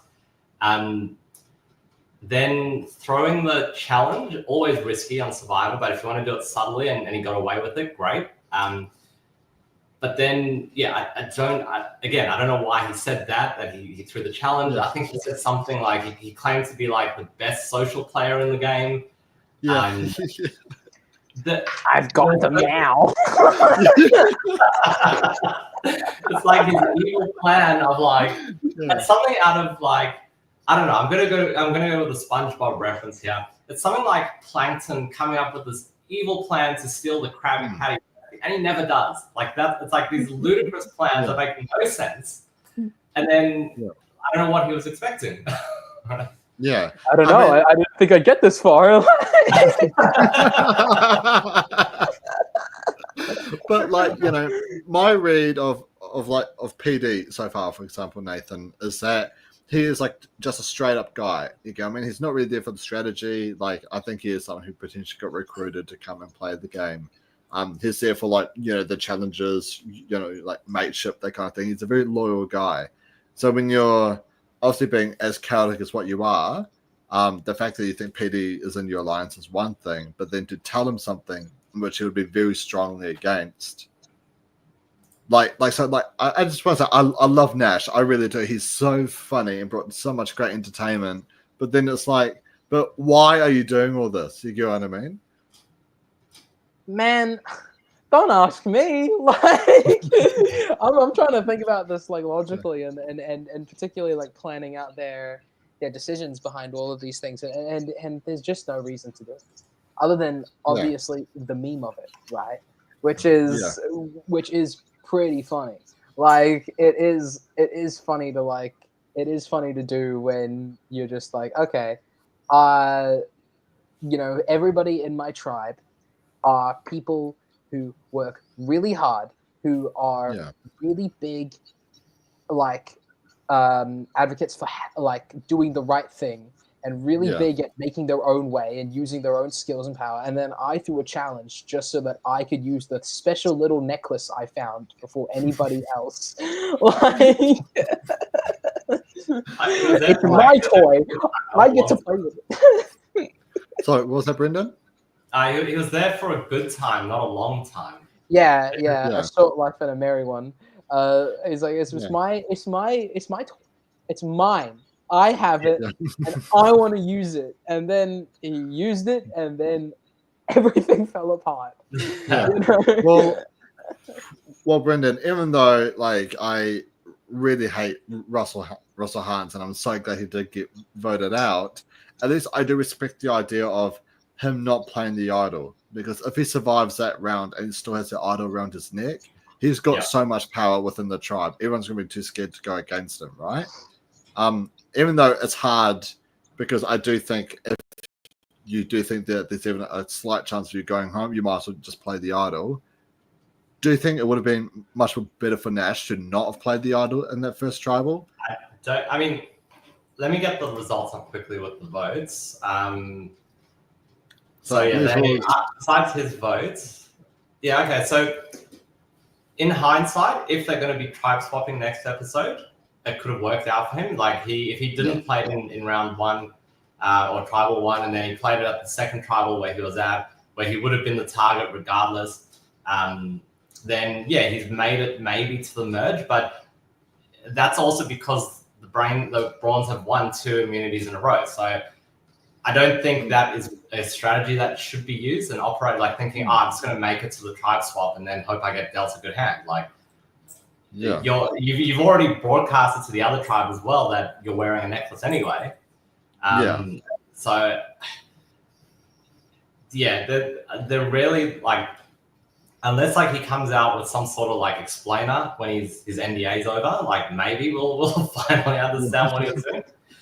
Maybe he's not even a fan of the show. Maybe I don't know. Ferris got him on because they're mates. And he would say, "Yeah, cool. I'll go there. It'll be a bit of fun, and then I'll come home." Like maybe he wasn't really that interested. Well, there's a great moment, I saw it earlier in the week where Nash is on the podcast with Ferris and I think his friend Yaz, and he's just like, imagine if I won. Just I'm really hoping that NDA comes out, and then he's like, "Okay, so the reason I did it was I bribed one of the producers, but my lawyer, I didn't pay my lawyer, so my lawyer didn't pay the guy, and then it all kind of went downhill from there. How do you think I found that idol in 5 minutes? Well, How am I gonna do that?" Well, I do wonder if Nash is a super fan of the show or not, because I do know that he's really good friends with George as well. And something that's in common with both George and Ferris's game is that they both like to live off a public idol, right? With Ferris, no one can really split on him. So it's always like a worry, like, oh, should we try and vote him out? Oh, but he's got the idol. We don't have the numbers to split. We can't, right? Yeah. Whereas with George, he's always got the fear of, crap, well, now we can't vote him out. Now let's try to work our way around, you go, I mean, or obviously with what he was able to do at the amazing Fraser Tribal Council as well. So if you're not really a fan of the show and your two mates are most well known for swinging idols around. Flashy moves, yeah. Flashy moves, yeah. Like, it's kind of like you're getting George and Ferris off of Timu. Yeah. And you get Nash. That's the thing. Like, I know my game would, if I was to ever play, I would not go up to George and say, "Give me advice," because the way George played was so like different to how I imagine I would play. Like, if I'm playing in Survivor, especially right at the beginning, you just want to blend in. You want to do what Karen was doing, in the sense you don't want to ruffle too many feathers, for lack of a better pun. You don't want to like get in the way and become like the target because you disagreed with the alpha in your alliance. Whereas George, I feel he would be like, no, you've got to be. You probably did tell Nash, you need to take control of the tribe. You need to be on top of it. You need to be the one with like all the leverage, whatever it is. And then he's just been like, here's my idol, like. Yeah. Well, I mean, it's hard because I was discussing this with V. So Nathan, as you know, every time we play like any sort of competition games together, right? Whether if it's Roblox Survivor, Crab Game, or whatnot, or Traders, etc., I'm always out here being like, I've got an idol. Come at me. I dare you. Come at me, Nathan. I said, come at me, and I try to force your hand. But that's because everyone knows that it's like the Squid Game meme. I've played these games before, right? It's like, I know these games inside and out, whereas you guys maybe a bit less so. So I kind of have to play that route because I'm always a target. But if it's with brand new people, it's pretty much a clean slate.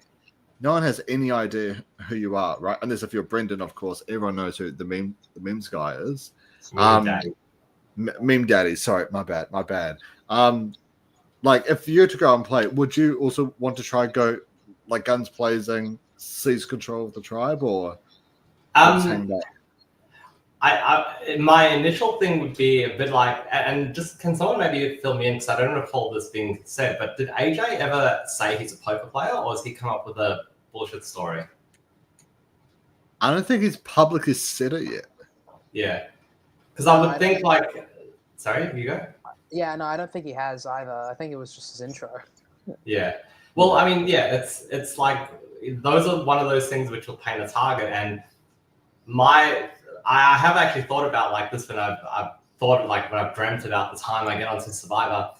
I would probably initially, my gut would be like, no, don't tell anyone. Like you don't want to force a target. Then I'm like, well, hang on a second. Why would that make me a target? But also knowing me, I'd get on a tribe and I'm like, everyone's going through introducing themselves like, my name's Brendan. I run the Australian Survivor memes page, and everyone would be like, "Crickets, like what's that? We don't know who you are." Sure, you would have to start making memes about them, about your tribe, pre starting to play. Yeah, like, that's what it is. Carve the meme templates into the palm trees, and then they're like pass by, and they're just like, "Oh, right, it's the SpongeBob Patrick Pinhead meme."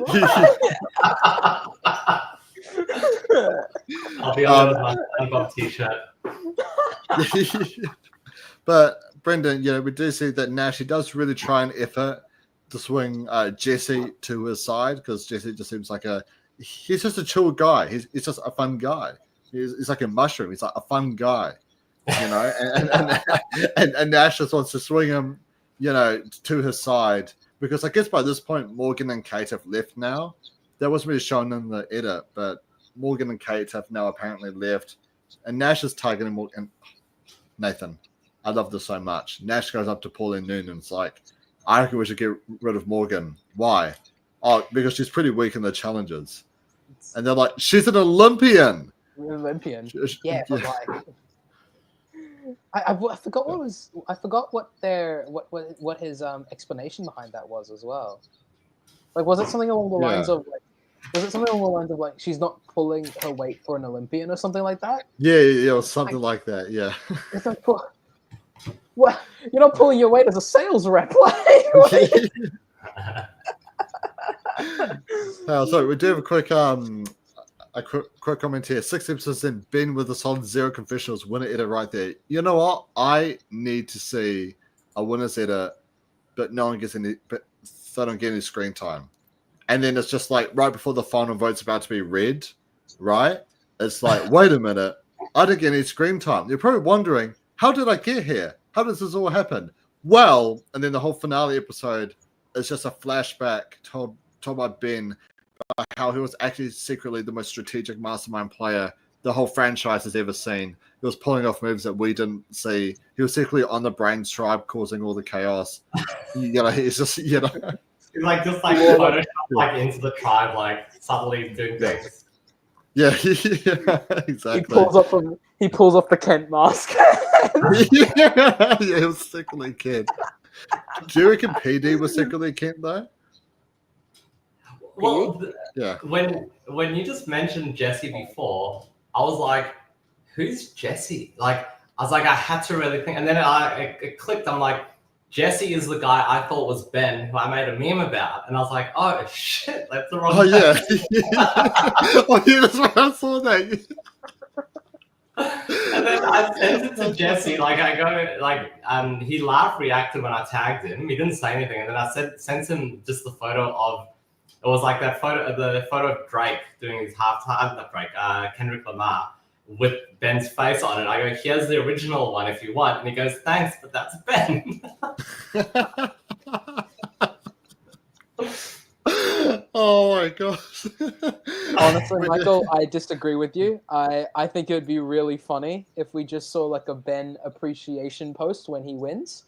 And it's just 30 seconds of like some guy in the background of every single like game and shot, and it's like, and then JOP being like, and then it's Ben, and then it like cuts to the next like to the next frame of Ben in the shot.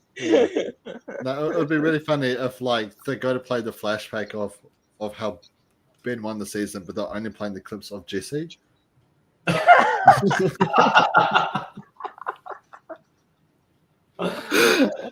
Oh, that'd be so great. We do have a comment here from Gabe though. Nash lost their idol. All those connections he made through Fear left him. Yeah, 100% agree. He tries to make a pitch, Brendan, where he's telling Noonan and Paulie that like, oi, when it comes to merge, I'm your best social player. I will pull the numbers for you. Like I've got the connections, I've got the stuff, and Paulie's just like, I just love your confidence. Like it's great. Yeah. And then Ursula's getting like sucked into his like black hole of like shitty play. And then she's like, where's the backup? Yeah. Yeah, no, I do feel quite bad for Ursula because we do see that she does try and make inroads with everyone, which is she's actually one who tells everyone, Nathan, that Nash threw the challenge, but everyone's just like, well, you're only saying that because you're also on the bottom with him. You know what I mean? It's like I feel like Ursula's become like the Meg of the Brawn tribe, where it's like everyone just hates Ursula. Yeah, shut up, Ursula. Like Ursula's a relatively strong person and a relatively strong, like athletic wise, player. Yeah. Like, what was really funny about that was if that was the case, Nash could have just lied. Yeah. Nash could have just been like, "No, I didn't throw the game." Like, I don't know why she's saying that. I'm genuinely trying to be helpful in a lot of these scenarios. Yeah. I don't know why she's making that out. And then boom, Yeah. would have instantly. Then she would have been the Meg of the game. Then it would have been over. Yeah.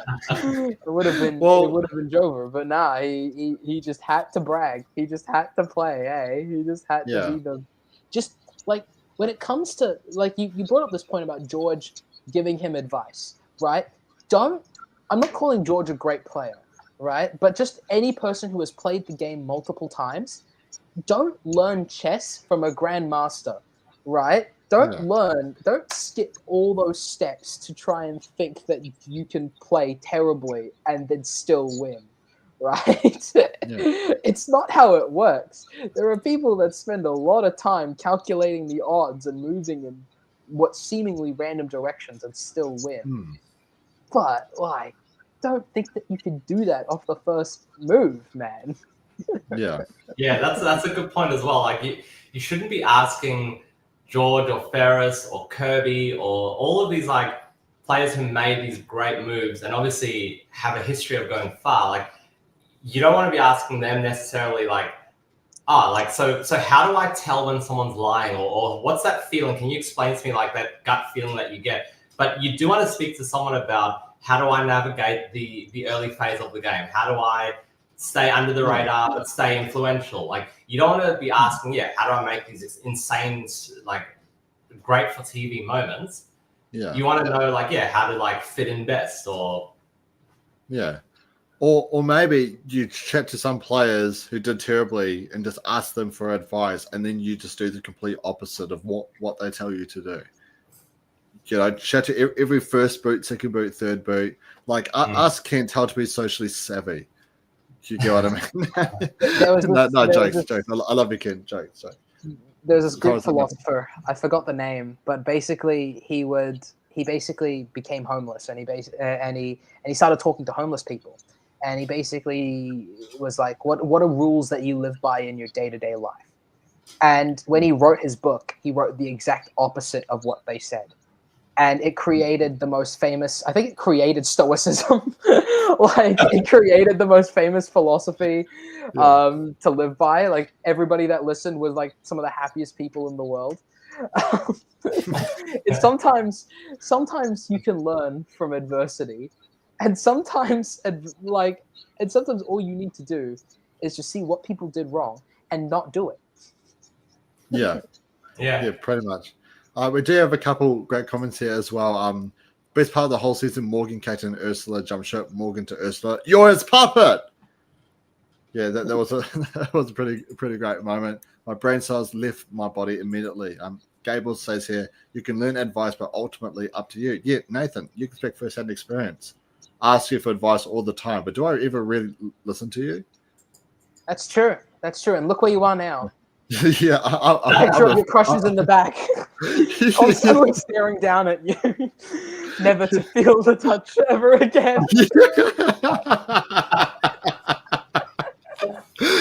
We could have not gone to Palmerston North. We could have not gone, but no. But no. Hey, that square around Palmerston North was the most iconic thing ever, though. You have to agree. Yeah, that's true. It did make for quite the good chat for 3 hours. Yeah. Collectively, over the time we've talked about that square. Actually, just before I do answer this question, I do just want to quickly finish up on Nash. Brendan, it does seem like at one point that he finds another idol. Like the editing, like not only does the editing trick us, like even though all the players were confused, did Nash find an idol? Like didn't he find an idol? He just grabs a parchment out of nowhere and just sprints off. And I feel like the edit tries to play it up. Does he have an idol? Does he not? And even at Tribal Council, he's like, oh, just put all the votes on me. I dare you. Just do it. Why not? I might have something, I might have not. But because of his previous history of flashing idols around, no one's really buying that he does have one. Do you think that there is something Nash could have tried and done with a fake idol here? because he knew he was on the bottom, and everyone knew he was on the bottom as well. I think what he did was like very textbook and like very like easy to pick up that you're full of shit. The only thing I could think of what he could have done differently was not even gone the fake idol route, but planted the idea that someone else has a fake idol. Has an idol. And then like, I don't know, try to act like your sole purpose in life is to get rid of their idol now. You have to get everyone else on board, sort of thing. I don't think I've ever seen a fake idol work like properly. I've seen a few instances where there's a bit of suspicion and maybe one or two people flip, but it's not actually changed the outcome of what they were going to do anyway. So I think that's a rookie sort of error. The only example I could think of is when Rupert put the rock in his pocket and they voted out Candace. But I feel like there was less about Rupert's fake idol, just more about Russell just wanted to get rid of Candace because Candace was a number for Parvati. So I don't think that was I don't think the vote. I can't remember the result of that vote, but I do recall the fake idol in the rocks in his pocket didn't really change the outcome. There was also an incident in Australian Survivor where I think Lockie in like the final 5 pretended to have an idol and then Michelle flipped. And had he had one other person flip, then it would have worked. But there've been times in US Survivor where you get one person flip, maybe 2.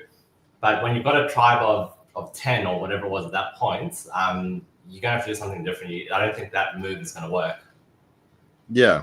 And Nathan, we do see that unfortunately Nash is voted out. It's pretty much near unanimous as well, with only 2 votes going to Ursula for a split, but they're still part of the majority. I don't know about you, but I'd be keen to see Nash 2.0. Oh, do you think that he should come back for a bit? I reckon he should come back. Like, do you think he should come back for another season? No. Oh, for another season.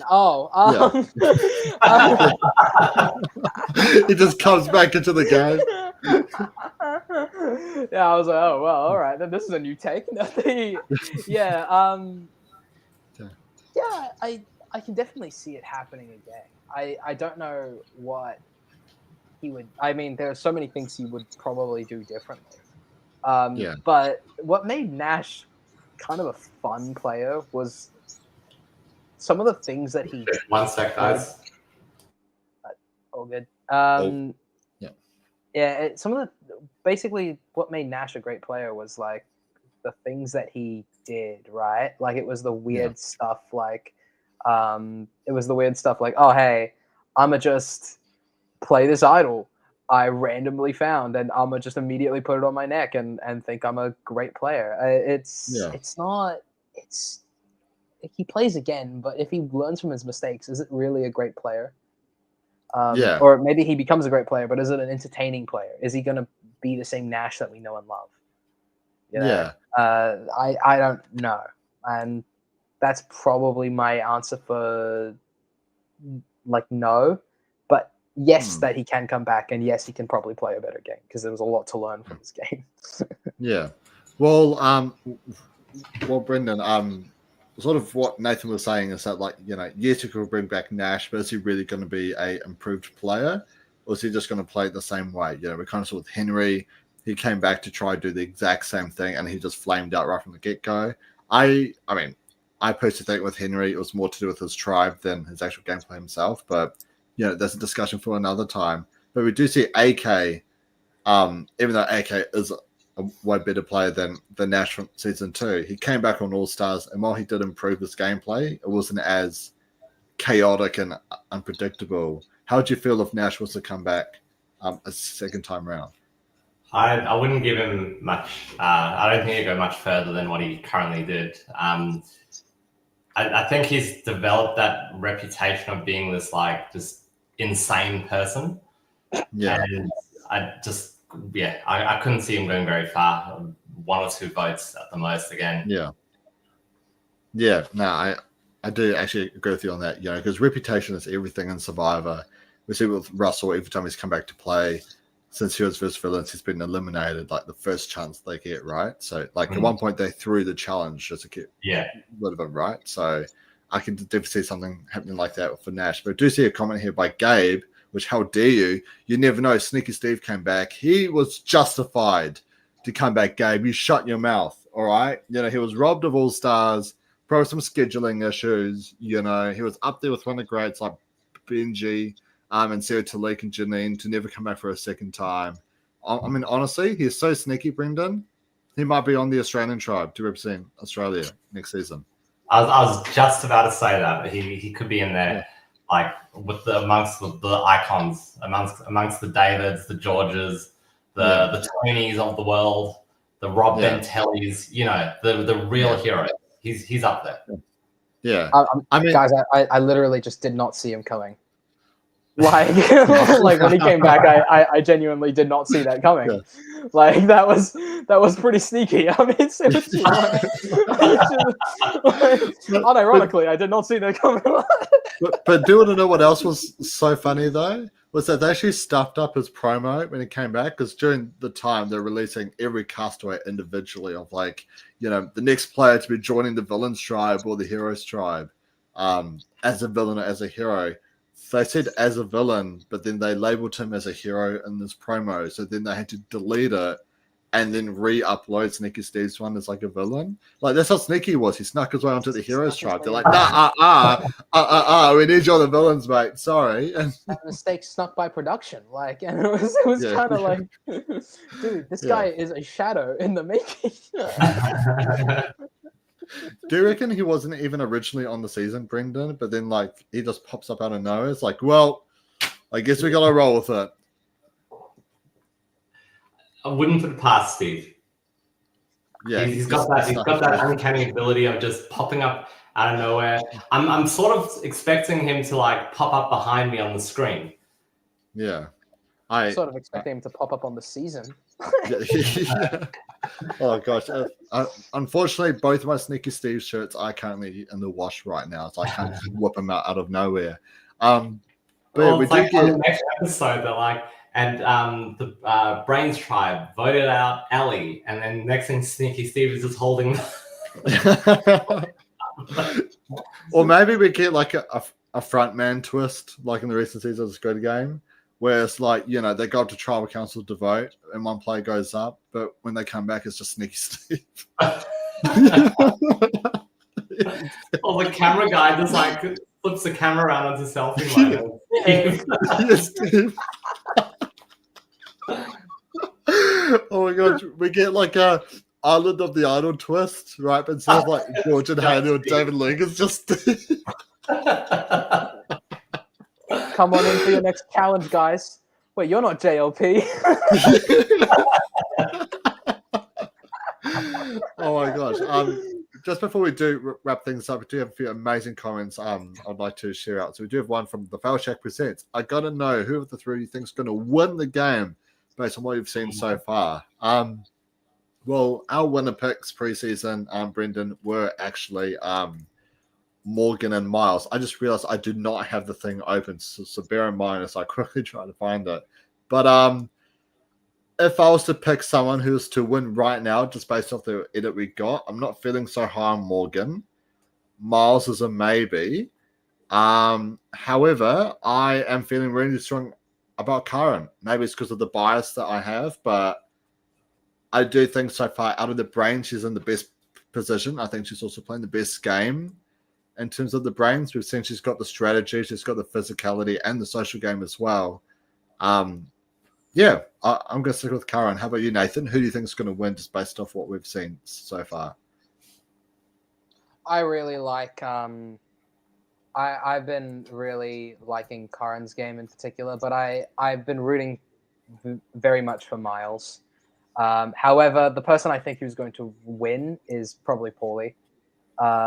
He's I initially said that on this on the first episode of this podcast, and I don't think it's changed very much. It's very much he's playing a very smart game.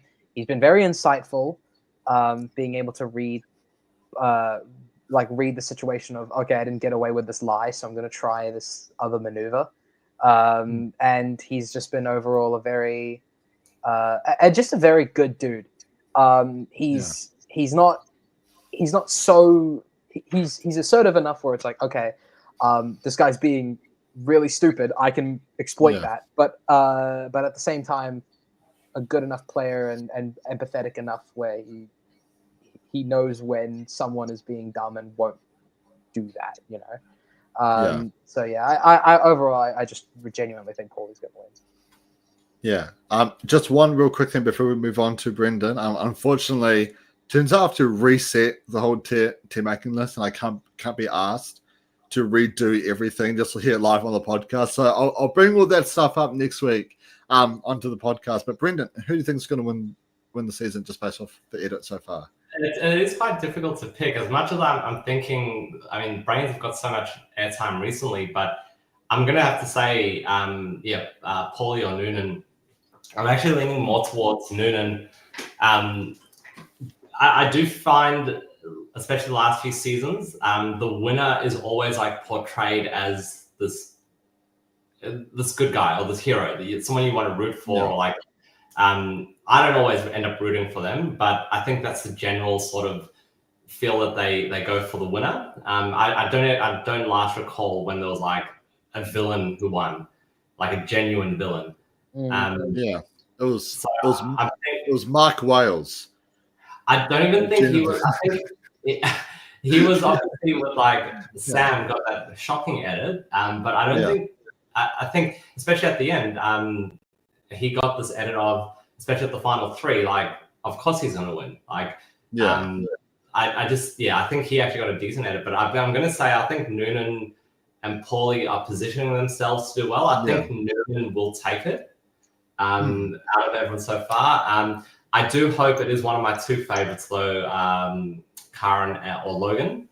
I'd be very happy with them. But I think Noonan is my pick at the moment. Yeah, we do have a couple other amazing comments. Anyone on Brawn is a long shot to win. A winner, good chance is a brain. Well, I just think in terms of screen time, like even though a lot of people trying to read the eject for Australian Survivor, often it is if you're doing stuff, then they will give you screen time. It's why a lot of people be given a purple edit. Like if you had to think, what is this game that Ben and Jesse is playing? Oh, they're in the same alliance as Paulie and Noonan. You get what I mean? But they're the ones who's got like the beef with Nash, not really with Jesse. He's probably like, oh, he's all right. Yeah. Cool. Yeah. Like you get what I mean? So I kind of feel like those give screen time to those who are more relevant to the story or the plot, more so than overall we got to tell the story. Although when I have met David Foster a couple of times, and he has said before, he goes, obviously they want to try like show the winner as like the main character, but he said it doesn't always happen like that. And like my understanding is with the edits, it's usually done in 3-episode blocks. So they'll have like major storylines from the next 3 episodes. It doesn't matter who won. It's like, what's the beginning of episode 1 to the end of episode 3 for that block? And he just says as well, he goes, that's how it works. It just so happens sometimes like Liz, for example, barely got any airtime. She was like the undercover and like the understudy for George and Shawnee most of the time. It was only at the end where she picked up her airtime. That's because there was Jerry. What's his name? Jerry? The geriatric. Jerry and Matt, Matt was also obviously not as interesting as Liz, but Liz wasn't the main focus because it was all about George most of the time. Yeah. So I don't know. I don't think the edit is as simple as like American Survivor or Eject related or whatever. I think I think Australian Survivor is done completely differently. Yeah.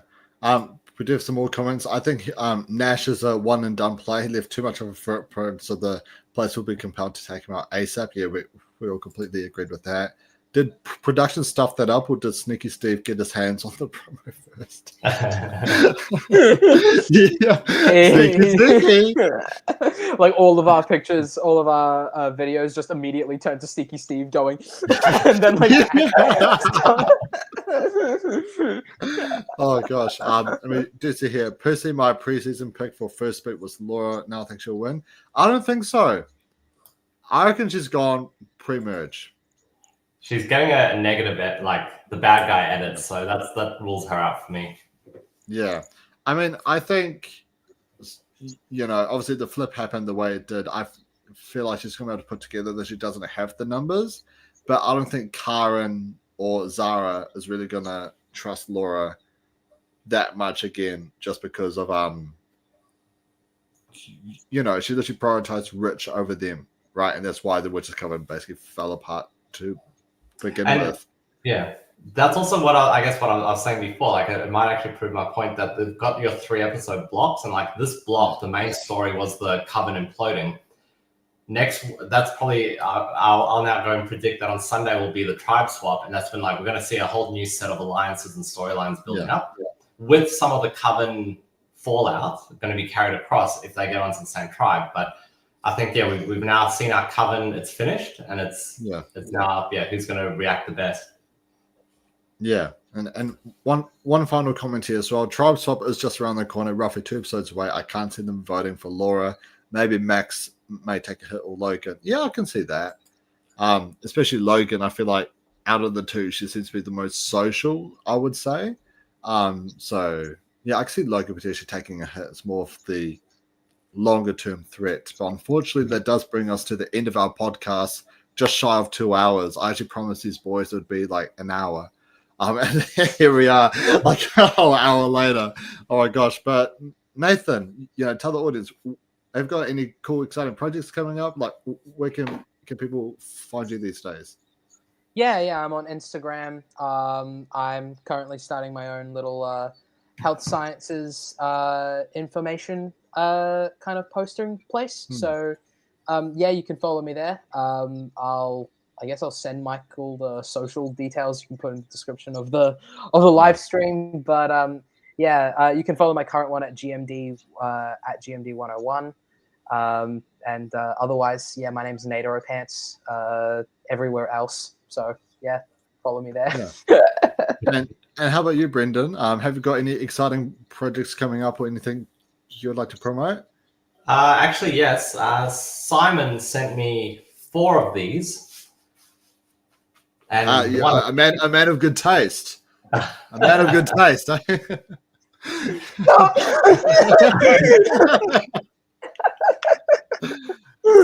Sneaky Steve got my hat. What are you doing here?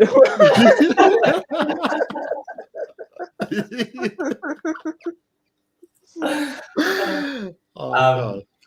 I'll be. It's given me 4 hats, and I've got 1 head, so I'll be giving a couple hats away. So find me on @Australian Survivor Memes. I don't know when I will be doing it. It just depends on when I can be fucked. But I will be running a meme competition where people will submit memes. I'll post the top 6 memes, and whoever gets the most likes will win the hat. So find me @Australian Survivor Memes on Facebook and Instagram. Awesome. Yeah, everyone, please follow @Australian Survivor Memes. And if you are new to the channel, smash that subscribe button. Look at it, Brendan. It's got a winky face. If it's got a winky face, it means it's cheeky, it's fun, and it's just great. You gotta just subscribe. Come on. You're gonna subscribe soon. It's just like what Ali was saying to AJ. Come on, you gotta subscribe. You're gonna subscribe. It's him or us, man. Yes, subscribe. Which one will it be? Oh yes, Sue's big move will be winning that competition. Oh, well, obviously, it's just whose big move is the suiest and the biggest and the moviest. Like, we need the best one. Yeah, exactly. But everyone, smash that subscribe button, smash that like button. Also, as well, hit us up on Instagram @Mucky Hopes production at Mucky Hopes @Mucky Hope Productions _. I'm actually trying to rival Brendan at the moment by also posting my own Australian Survivor memes, which are pretty godded. The top tier. I'll go and share your post as a joke, just so everyone can see it. But I'm doing it as a joke. Oh, thank you. I appreciate it. Sportsmanship, guys. Such good sportsmanship. You guys should join the Brains tribe.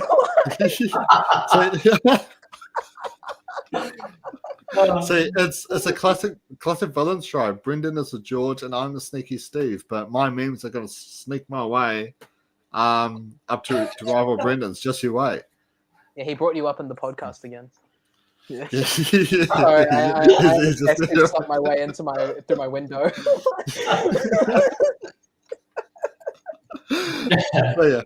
But anyways, I'm your host, Mucky Hope. We will be back on Sunday to discuss, I believe, the second to last episode of Traders America, which if you're a fan for that, Tom Sandoval for the win. If he doesn't win, I will smash a table. I don't know. We will just have to see how that goes. But V and Drew will also be doing their own show of American Survivor coverage. They'll be getting together once a week to discuss all the new episodes of season 48. So keep an eye out for that. But until then, everyone, ka kite anō. I'm your host, Mucky Productions, and I'll catch you all in the next live. Take it easy, everyone. Bye.